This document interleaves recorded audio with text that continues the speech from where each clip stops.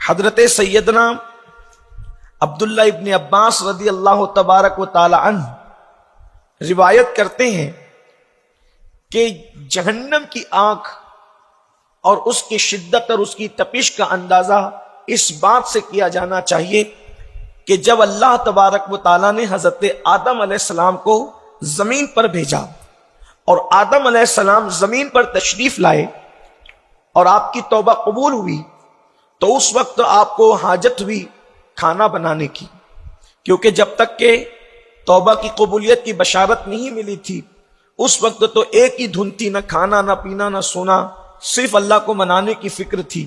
جب اللہ کو راضی کر لیا، دعا قبول ہو گئی، توبہ کی بشارت آ گئی، تو پھر آپ کے دل نے چاہا کہ کھانا بنایا جائے۔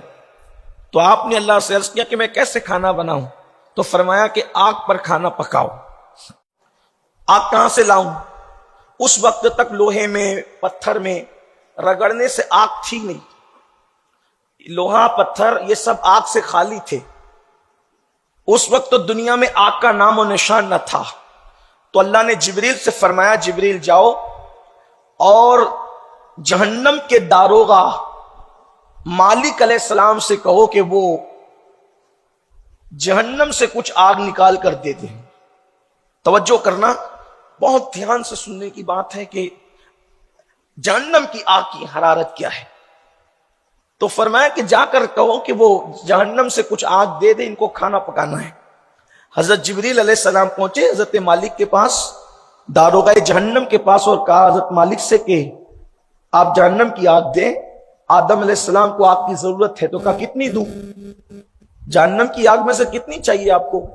تو حضرت جبریل علیہ السلام نے فرمایا ایک کھجور جتنی ہوتی ہے وہ کھجور کے برابر دے تو کام ہو جائے گا ان کا۔ تو حضرت مالک نے فرمایا جبریل اگر یہ کھجور کے برابر تم آگ جہنم کی دنیا میں لے گئے، ایک کھجور کے برابر لے گئے یہ آگ کو، تو زمین آسمان سب جل کے بھسم ہو جائیں گے، کچھ رہے گا نہیں۔ ایک کھجور جتنی آگ، دھیان سے سننا، یہ حدیث پاک ہے، اللہ اکبر۔ یہ کھجور اتنی آگ اگر لے گئے تو زمین اور آسمان جل کر کے بھسم ہو جائیں گے۔ تو حضرت جبریل نے کہا پھر اس کا آدھا کر دو، یعنی آدھی کھجور کے برابر دے دو۔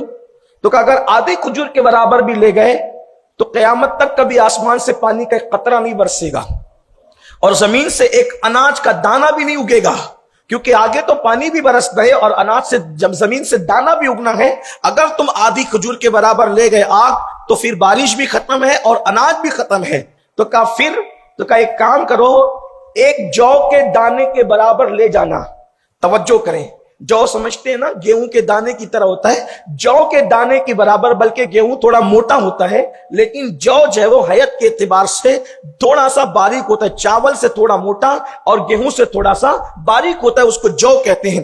اللہ اکبر۔ تو کہا کہ جو کے دانے کے برابر لے جاؤ، لیکن ایسے ڈائریکٹ نہیں لے جانا بلکہ جو کے دانے کے برابر لے جانا اور اس کو 70 مرتبہ پہلے پانی کے اندر جو رحمت کا پانی ہے اس میں دھونا، غوطہ لگانا، یعنی جہنم کی آگ کو جو کے برابر لے کر ڈائریکٹ نہیں جا سکتے، کیونکہ وہ لے گئے تو بھی دنیا نے جل جانا ہے، بلکہ اس کو 70 مرتبہ رحمت کے پانی سے نہر رحمت میں 70 بار دھونا ہے، غوطہ لگانا ہے، اس کے بعد لے جانا۔ پھر روایت میں آتا ہے کہ وہ آگ جہنم سے نکالی گئی کتنی؟ جو کے دانے کے برابر، اس کو 70 مرتبہ رحمت کی نہر میں غوطے دیے گئے اور 70 بار دھونے کے بعد جب جبریل اس کو لے کر کے آئے تو ایک پہاڑ پہ رکھا، اور جس پہاڑ پہ رکھا وہ پہاڑ جیسی وہ آگ رکھی گئی، 70 بار دھونے کے بعد بھی وہ جو آگ رکھی گئی تو وہ پہاڑ جل کر کے بھسم ہو گیا، وہ پہاڑ جل کر کے ریزہ ریزہ ہو گیا،